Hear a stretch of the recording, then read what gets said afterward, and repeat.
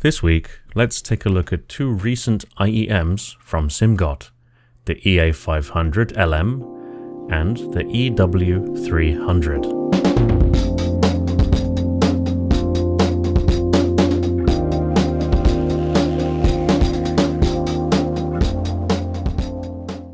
Simgot sent these to me at no cost. The only thing they asked for is my opinions.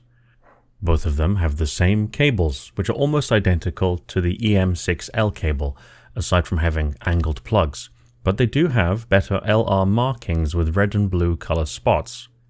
Both also come with the same case as the EM6L. They also both come supplied with exactly the same type of silicon tips, so still no surprises there. Looking at the accessories, things are looking like a pretty standard Simgot experience. The build of both of these seems to be something handed down from their experience designing the EA1000 and EA2000. The full metal shells are a weighty departure from the usual resin shells around this price bracket, and both, just like the EA1000, include sets of 6mm tuning nozzles. The metal shells are a risk to your personal biometric data privacy, as they will show off your fingerprints in style. They're also quite heavy compared to resin iems, but neither were they uncomfortable. Simgot has done well to find a general shape that has low risk of causing discomfort. I was especially happy with the shape of the EW300, which fit a bit more snugly, something I was initially concerned about. Let's start with the EA500LM. It features three different tunings provided by a set of brass nozzles with some thin damping foam inside, red ring nozzles with only a thin fabric dust cover, and black ring nozzles with thicker damping foam. The overall shape and design is clearly a trickle-down design of the EA1000 and something that is mentioned in the marketing material. Similar to the EA1000 with its purple gold driver, the EA500LM has a lithium magnesium dome, which has an opaque white appearance you can see when the nozzles are removed.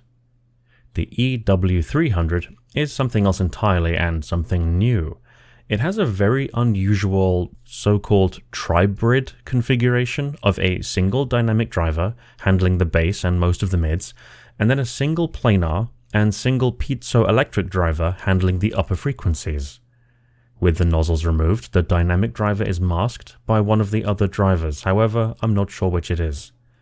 The EW300 comes with two different nozzles of its own, red ring nozzles which only have the dust filters inside, and pink ring nozzles which also only have the dust filters inside. Also supplied separately was a bag of 6 identical foam filters, so I immediately assumed that these were supplied for custom tuning variations. So what's happening is that at these lower prices, Simgot can supply less nozzles and give customers more tuning variations. The EA500LM comes with 3 sets of nozzles: the reds, which are empty, the brass with short tuning foam, and the blacks with long tuning foam.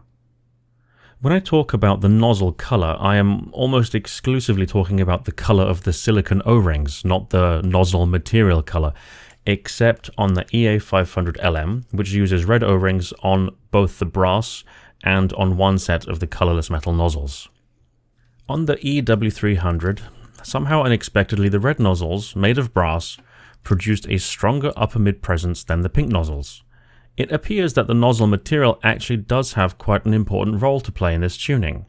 Adding foam to either of these doesn't appear to make a huge difference to the tuning, but the effect is audibly noticeable and immediate to the ear. The upper frequencies are smoothed out and somehow a harmony is created between the drivers. More on that later. The difference between the EA500LM nozzles was more subtle for my ears, but in the end I preferred the bassier black ring nozzles, with what looks like a double helping of foam damping. The red filter was the middle ground, and the brass nozzles, while having about the same amount of bass as the reds, had a slightly more pronounced upper mid-range. Regarding my impressions of the subjective aspects of the sound, on the EW300 I settled on the pink nozzles with foam added, and for the EA500LM I settled on the black nozzles. Both of these were chosen for having the least pinner gain, something I have an averse sensitivity to. For this part of the review, I wanted to do something a bit different and make it a 4-way comparison of 4 Simgot models: the EA1000, EM6L, EA500LM, and the EW300. On the side, I used the Kiwi Ears Orchestra Lite as a neutral territory reference point and palette cleanser. EW300. Overall, I found these very detailed. I was extremely satisfied with the treble, timbre, and detail. Actually, it sounded kind of high-end. Overall, it was very smooth, and shockingly, didn't have a disjointed sound.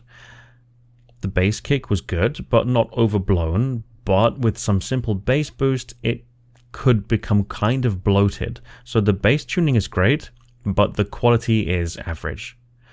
Overall, it was somewhat close to hum and neutral. The soundstage is very accurate, but more on the intimate side, not very wide. At least there was no weird positional effect or diffusion. Imaging is also great, with very accurate positional cues in FPS games. The EA500LM. Immediately, it sounded more aggressive than the EW300. Prominent upper mids with noticeable pinna gain was something at the forefront. Detail, again, was mostly excellent. Out of the 4, it was the most sensitive to device humming. It gave a very satisfying bass thump, which actually balanced out with the upper mid-range in some circumstances. Overall, it took bass boost quite well, but the quality of the bass was also a bit of a weak point. Because of the single driver, I think it produced a great homogeneous sound, nothing sounded disjointed, and the soundstage sounded quite tall. Imaging is excellent, and I found it also good for positional cues in games. Overall, similar in quality, objectively, to the EW300, but a different flavor. To me, it sounded less neutral. EA1000. Immediately, I noticed a bigger jump in overall clarity than I was expecting, despite it being only a single dynamic driver, and with a significantly bigger staging. But because of the strange imaging and staging, it made a poor choice for gaming, but a more musical experience than the cheaper siblings. The EM6L somehow possesses a more coherent sound than the EW300 or the EA500LM, but not by a big margin. Its lighter weight, as a result of it using resin shells, made them noticeably more comfortable. However, their colored sound I did find quite similar to the EA500LM. The EM6L takes bass EQ with similar results in timbre and texture as the EA500LM, but the clarity on the EM6L appears to be higher with a more layered sound. Unfortunately, the EM6L BA drivers are, while they're doing some heavy lifting in the treble, making these sound more detailed and, dare I say, high-end, they are also adding some of that BA timbre, which also makes a kind of disjointed presentation between the BA and dynamic drivers. The EA500LM takes some really good notes from the EA1000. What it loses in soundstage and clarity, it gains in superior imaging. It has a slightly more aggressive pinna gain than the EA1000, but nothing that can't be easily corrected with even simple EQ. For anyone looking for an extremely rugged IEM shell and a sound that is extremely versatile without any risk of oddities in the timbre, or if you know your ears appreciate a little bit of pinna gain and you just want to try something a bit more high-end without taking risks, I think this could be a solid option. The EW300, being the new kid and the cheapest of the bunch, actually really surprised me. On one hand, I found that it had the weakest bass performance of the lot objectively, but as long as you don't need a big bass boost, I actually found it the second best performer overall, behind the EA1000 with its higher resolution. For some people, it may sound too smooth, but I think that's also because I was using the foam damping, so don't get discouraged. Without the damping, it will have a bit more bite and perceived resolution, but without the foam, it sounded too aggressive to my ears. I think for this price, it may seem that Simgot is undercutting themselves a bit, but that's only from my subjective point of view. Objectively, while it has the weakest dynamic driver performance, I think its upper frequency performance was shockingly competent, and I can see this quickly becoming a community favorite. as long as you don't mind wearing shiny hearts and X's. I think this design is riffing on the classic XOXO hugs and kisses thing. Anyway, that's all for now. Take it easy, and I'll see you in the next one.